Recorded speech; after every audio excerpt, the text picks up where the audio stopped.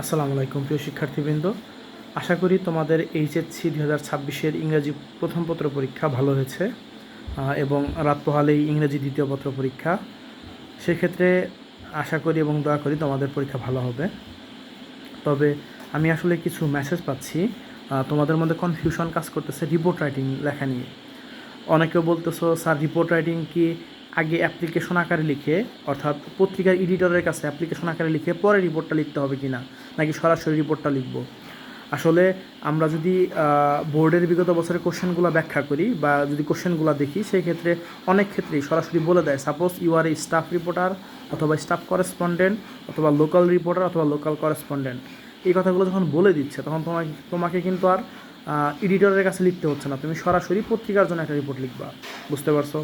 আচ্ছা, বিষয়টা হচ্ছে আজকে আমি শিক্ষার্থীদের কিছু মেসেজ পেয়েছি, তারা এই বিষয়ে উদ্বিগ্ন যে তারা ফেসবুকে বিভিন্ন গ্রুপে দেখেছে আগে নাকি কিছুটা দরখাস্তের মতো বা অ্যাপ্লিকেশনের মতো লিখতে হয় এডিটরের কাছে, তারপরে রিপোর্টটা লিখতে হয়। মূলত বিষয়টা এমন না। আমাদের বোর্ড পরীক্ষাগুলোতে যেরকম রিপোর্টগুলো ইংরেজিতে সাধারণত আসে, সেটা মূলত পত্রিকার জন্য প্রতিবেদন, এবং এই প্রতিবেদনটা আমরা শুরু করি, প্রথমে একটা হেডলাইন থাকে, এরপরে রিপোর্টারের পরিচয়, রিপোর্টার কোত্থেকে লিখতেছে, কোন পত্রিকার কত তারিখের রিপোর্ট, এবং তারপর রিপোর্টটা চলে আসে। আমরা এইভাবেই লিখি, মূলত এইভাবেই বোর্ড পরীক্ষা কোশ্চেনগুলো হয়।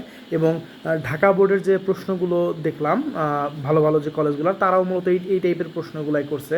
মির্জাপুর ক্যাট কলেজ থেকে শুরু করে Notre Dame college, Dhaka residential model school and college, Dhaka city college, Dhaka college, Rajuk বিজ্ঞান কলেজ, হলিক্রস, বিজ্ঞান স্থান, তাদের মূলত কোশ্চেনগুলো এই টাইপেরই বেশিরভাগ ক্ষেত্রেই, যে suppose you are a staff reporter অথবা স্টাফ করেসপন্ডেন্ট অথবা লোকাল রিপোর্টার অথবা লোকাল করেসপন্ডেন্ট, সেই ক্ষেত্রে তুমি এই পরিচয় নিয়ে লিখবা।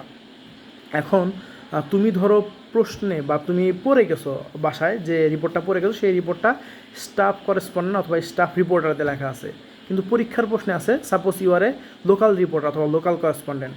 একটু পরীক্ষার প্রশ্নের সাথে মানানসই রেখে লিখবা। তুমি বাসায় হয়তো বা পড়ে গেছো, মুখস্থ করে গেছো স্টাফ রিপোর্টার অথবা স্টাফ করেসপন্ডেন্ট, কিন্তু প্রশ্নে লেখা আছে suppose you are a local reporter, সেক্ষেত্রে তুমি এই লোকাল রিপোর্টার শব্দটা ব্যবহার করবা। অথবা তুমি পড়ছো স্টাফ রিপোর্টার দিয়ে, পরীক্ষায় তারা দেখি staff correspondent, suppose you are staff correspondent অমক পত্রিকা। পরীক্ষায় যদি পত্রিকার নাম দেওয়া থাকে, তুমি ওই পত্রিকার নামটাই অবশ্যই ব্যবহার করবা।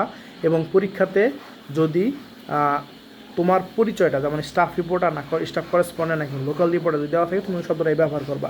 যদি না দেওয়া থাকে, সেই ক্ষেত্রে তুমি স্টাফ রিপোর্টার অথবা স্টাফ করেসপন্ডেন্ট যে কোনো একটা ব্যবহার করতে পারো।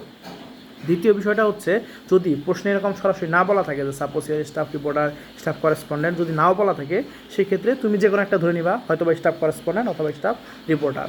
এখন যদি প্রশ্ন এমন হয় যে তুমি তোমার কলেজে কোনো উদযাপন হয়েছে, হতে পারে 16ই ডিসেম্বর বিজয় দিবস অথবা 26শে মার্চ স্বাধীনতা দিবস অথবা বুক ফেয়ার অথবা সায়েন্স ফেয়ার বা কলেজের কোনো বর্ষপূর্তি অনুষ্ঠান, সেই ক্ষেত্রে তোমাকে লিখতে বলছে write a report on the celebration of Victoria Day in your college অথবা Independence Day in your college অথবা সায়েন্স ফেয়ার অথবা book fair in your college. সেক্ষেত্রে তুমি স্টাফ রিপোর্টার না স্টাফ করেসপন্ডেন্ট কিছুই বলে দেয়নি। সেক্ষেত্রে তুমি কী করবা? মূলত তোমার কাজ হচ্ছে, যেহেতু তুমি কলেজকে নিয়ে লিখতেছো, সেই ক্ষেত্রে তুমি লিখবা ক্যাম্পাস রিপোর্টার বা ক্যাম্পাস করেসপন্ডেন্ট, বা স্টাফ রিপোর্টারের পরিবর্তে আমরা লিখবো ক্যাম্পাস রিপোর্টার। মানে আমি ক্যাম্পাসের রিপোর্টার, এই যে আমার প্রতিষ্ঠান এই কলেজ বা এই প্রতিষ্ঠান এই ইউনিভার্সিটি, আমি এই প্রতিষ্ঠানের ক্যাম্পাস রিপোর্টার। আশা করি তোমাদের এই কনফিউশনগুলো দূর হয়েছে। এবং আরেকটা বিষয়, অ্যাপ্লিকেশনের ক্ষেত্রেও যদি অ্যাপ্লিকেশনে কোনো নাম দেওয়া থাকে, তুমি চেষ্টা করবা সেই নামটা ধরেই লিখতে। কোনো ঠিকানা দেওয়া থাকলে, কোনো কলেজের নাম দেওয়া থাকলে, তোমরা সেই জিনিসটাই মেনটেন করবা, অর্থাৎ সেই কলেজের নামেই লিখবা এবং সেই নামেই লিখবা। তোমাদের সবার জন্য শুভকামনা রইল। আল্লাহ হাফেজ।